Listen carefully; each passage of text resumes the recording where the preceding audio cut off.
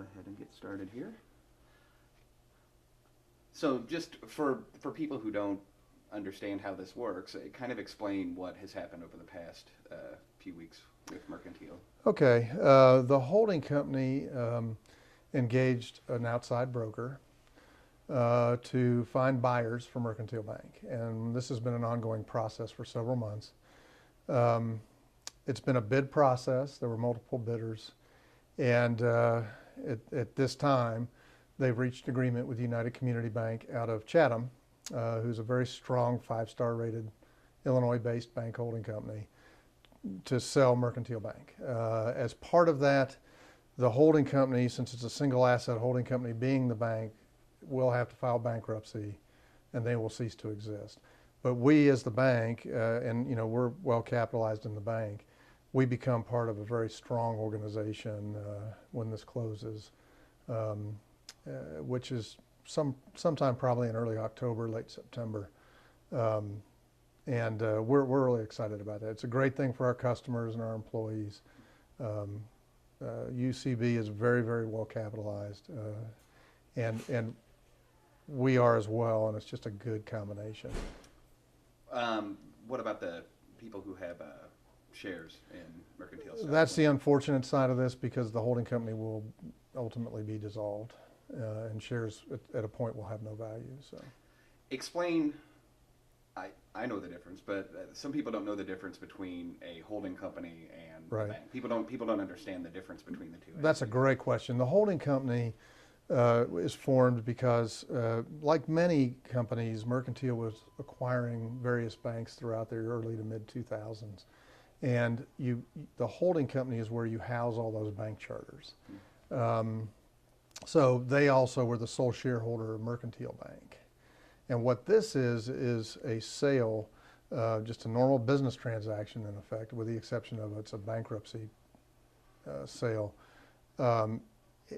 They are selling the charter of Mercantile Bank and all the stock in Mercantile Bank to United Community Bank.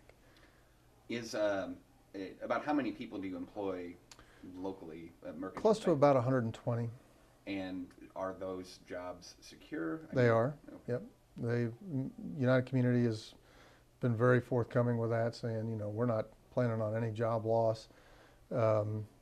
And we've gotten smaller over the last 4 or 5 years as we've shrunk back to just Quincy, and so with attrition and mostly, and we actually had a bank we sold to HNB a year ago, but over in western Missouri, but we've eliminated positions, but largely through attrition. We haven't really cut any jobs and people, and we don't see any more of that coming at this point.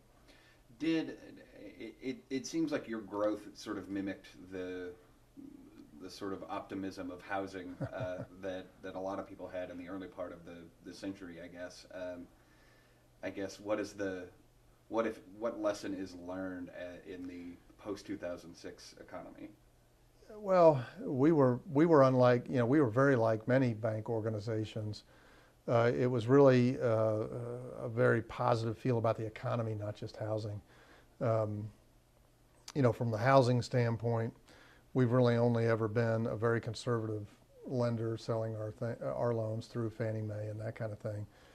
Subprime mortgages just aren't a part of what we have ever done. So, but the economy was booming, and many banks in the industry, there was a lot of consolidation going on. So, Mercantile was not unlike many in that it wanted to grow, and it had the capital to do it, and started pressing forward. The lesson, there are lessons, I think. I think hindsight is a good thing to focus on, because the lesson is maybe you don't get too levered up to do that growth. You do it as you it wasn't unusual then to borrow money to grow. Today you may not borrow so much money to grow. That's probably the biggest lesson. That money to grow might not even be around though, right?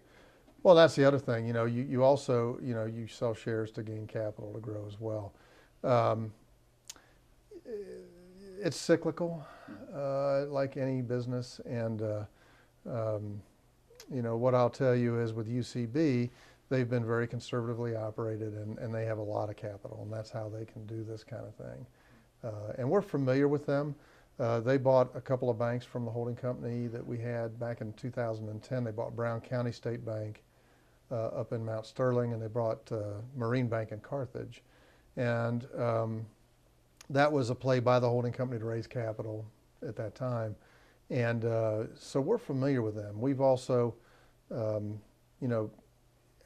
used them, if you will, as an upstream correspondent if we needed some additional lending power, if you will, when we got into some loan relationships that just grew to a point where we wanted to upstream some of that.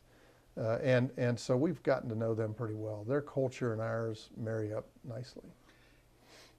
And my final question is, from a consumer standpoint, from the everyday customer who banks with Mercantile, what, if any changes can they expect in the coming weeks, months, and years? That question was asked yesterday, and it's a very good one. Really, for our customers, this is a real positive. We now become we're already well capitalized, but they are exceedingly well capitalized. Everything stays insured on the deposit side up to the FDIC limits. For our customers, it's a very, very positive thing. Loans, we want as many good loans as we can find, so that doesn't change anything. People who have loans with us, we're thrilled to have you, and that'll continue to remain that way. From changes, I don't foresee a lot.